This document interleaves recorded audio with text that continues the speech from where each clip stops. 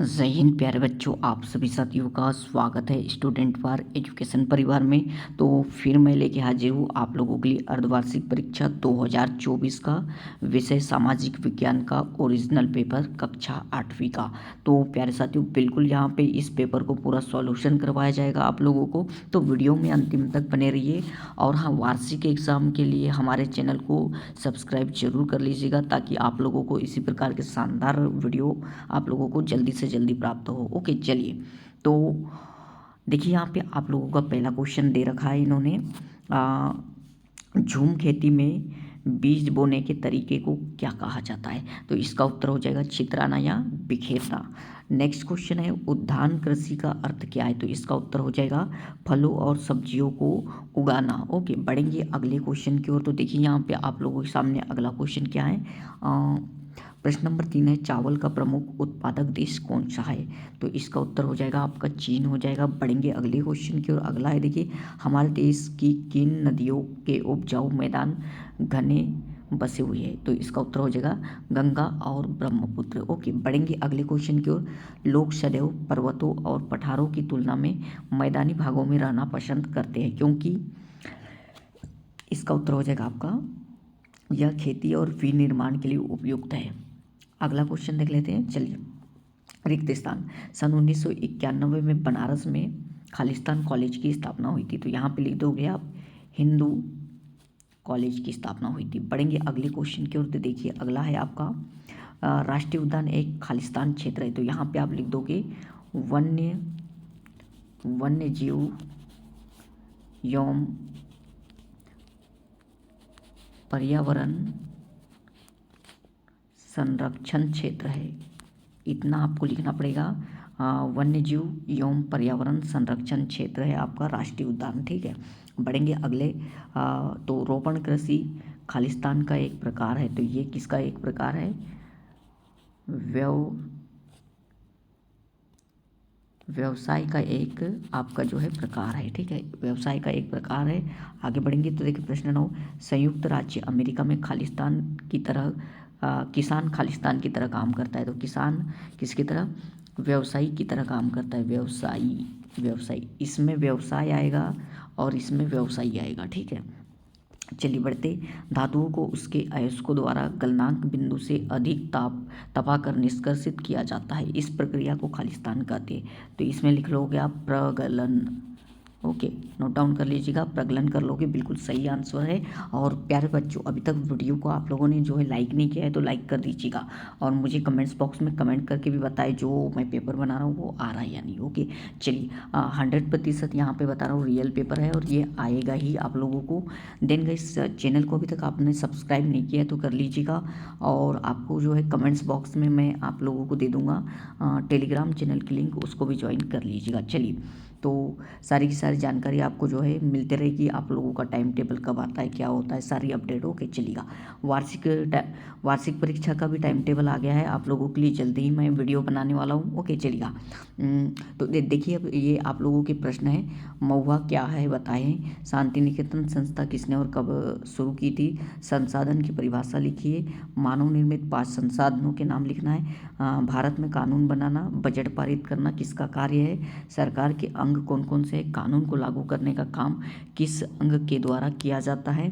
अगला क्वेश्चन देखिए 1782 में जेम्स रेनले ने भारत का पहला मानचित्र क्यों तैयार करवाया था। ओके, 1757 प्लासी के युद्ध किसके बीच हुआ था। इस युद्ध में किसकी जीत हुई थी। ईस्ट इंडिया कंपनी ने भारत में अपनी आमदनी बढ़ाने के लिए क्या क्या किया। किस प्रकार के उद्योग सनराइज उद्योग के नाम से जाने जाते। धर्म को राज्य से अलग रखना क्यों जरूरी है। और ये सारे के सारे क्वेश्चन। ओके, ये देखिए ये सारे क्वेश्चन आप लोगों को अभी मैं हल करवाने वाला हूँ, टोटल सारे के सारे। तो वीडियो में बने रहिएगा, अभी आप लोगों को इसका जो है सॉल्यूशन बताने वाला हूँ। ठीक है, तो चलिए बच्चों, ये रहा आप लोगों का प्रश्न नंबर 11वां, जो कि महुआ क्या है बताना है हमको। प्रश्न नंबर 11वां देखिए यहाँ पे। तो यहाँ से लिखना स्टार्ट करोगे आप।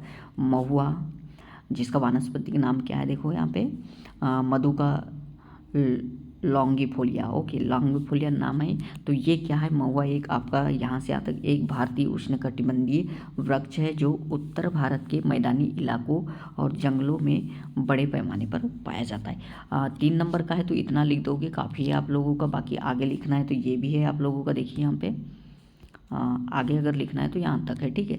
चलिए बढ़ते हैं अगले क्वेश्चन की ओर। तो देखिए ये मतलब 2 नंबर का था वो। ओके, क्वेश्चन नंबर 12 भी 2 नंबर का है कि शांति निकेतन की स्थापना कब और किसने की थी। तो देखिए शांति निकेतन की स्थापना महर्षि देवेंद्रनाथ टैगोर ने, जो कि रविंद्रनाथ टैगोर के पिता थे, उन्होंने की थी। और कब की थी, तो उन्होंने साल 1863 में 7 एकड़ की ज़मीन पर एक आश्रम की स्थापना की थी। तो इतना भर लिखना है आपको, ज़्यादा नहीं, 2 नंबर का है।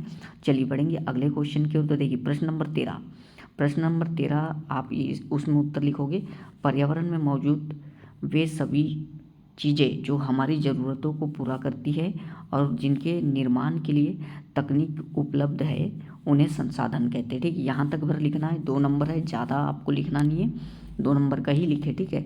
चलिए आगे बढ़ते। तो देखिए यहाँ पे क्वेश्चन नंबर 14 पूछा है कि मानव निर्मित 5 संसाधनों के नाम लिखिए। तो आपको क्वेश्चन में उत्तर लिखना है, मानव निर्मित 5 संसाधनों के नाम। उसके बाद आपको लिख देना है वाहन, पुल, सड़क, मशीनें और उपकरण। बस इतना लिखना है। ओके, इतना लिखना है, आगे कुछ नहीं लिखना है। बढ़ते हैं अगले क्वेश्चन की ओर।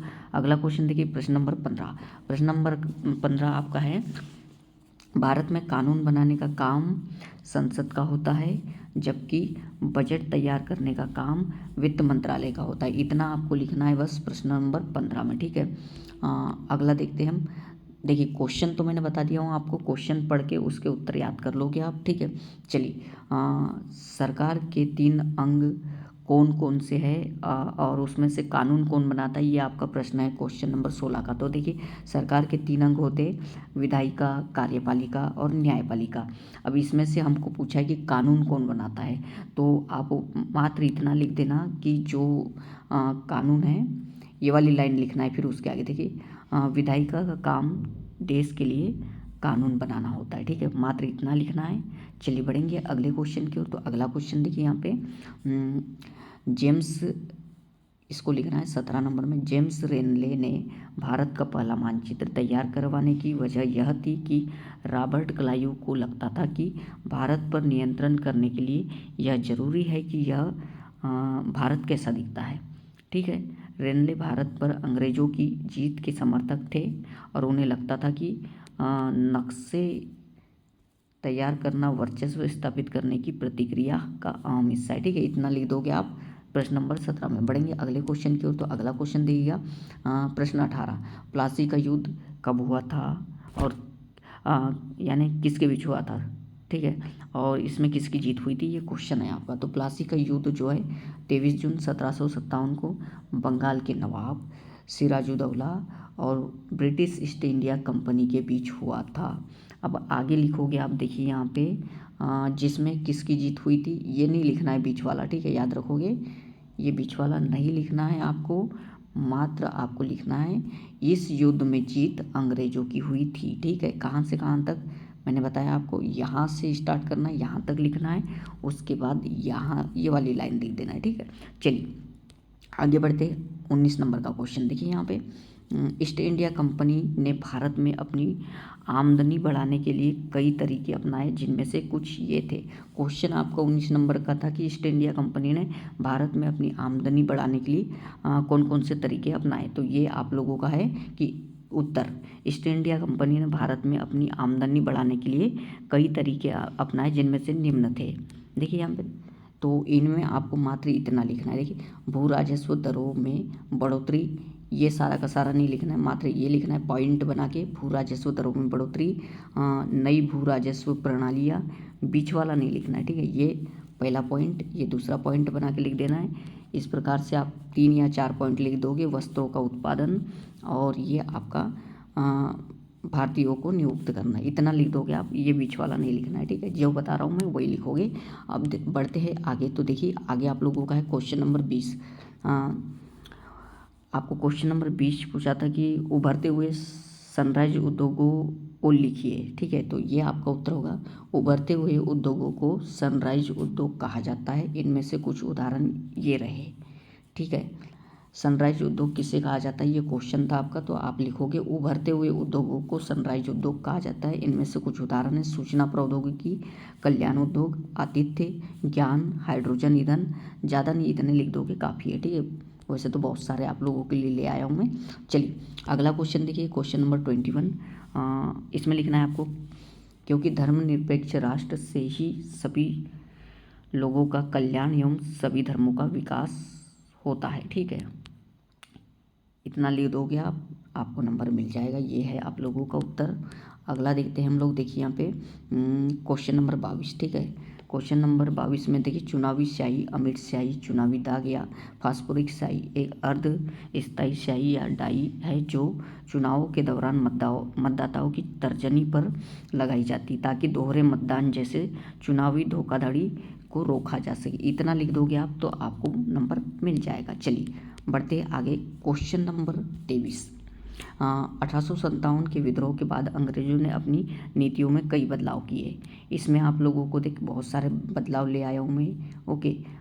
ये है, ठीक है। इनमें से आप 2-4 लिख दोगे बदलाव, ठीक है, तो आपको याद करके चले जाना और लिख देना, नंबर मिल जाएंगे, ठीक है। बढ़ते हैं अगले क्वेश्चन की ओर। अगला देखिए यहाँ पे क्वेश्चन नंबर 24, ठीक है। भारत, मैक्सिको, मिस्र और तुर्की पर होगा।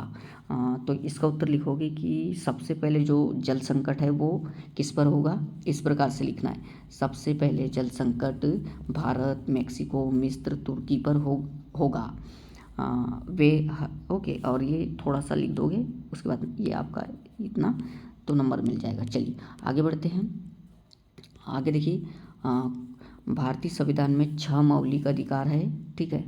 अब उसके बाद वहाँ से इतना आप छोड़ दोगे, ये वाला नहीं लिखना है, ये वाली लाइन लिखना। भारतीय संविधान में 6 मौलिक अधिकार है ना। इनमें से एक मौलिक अधिकार धार्मिक स्वतंत्रता का अधिकार है। इसके बारे में जानकारी, इसके बारे में आपको लिख देना है। ये कुछ पॉइंट है आपको, ओके, छोटे छोटे लिख देना है, ठीक है। ठीक है, ये पॉइंट लिख दोगे आप। आगे बढ़ते हैं। आगे देखिए क्वेश्चन नंबर 26। फौजदारी कानून का उद्देश्य समाज की सुरक्षा करना और बाजारों को बेचना है, जबकि दीवानी कानून का उद्देश्य समाज की सुरक्षा करना और संपत्ति के कारोबार का समाधान करना। इतना आप लोग लिख लोगे, आपको नंबर मिल जाएगा। तो गाइस आशा करता हूँ यह वीडियो आप लोगों को पसंद आया होगा। चैनल को सब्सक्राइब जरूर कर लीजिएगा, बेल आइकन को प्रेस कर दे ताकि आने वाले सभी लेटेस्ट वीडियो आप लोगों को सबसे पहले मिले। Thank you.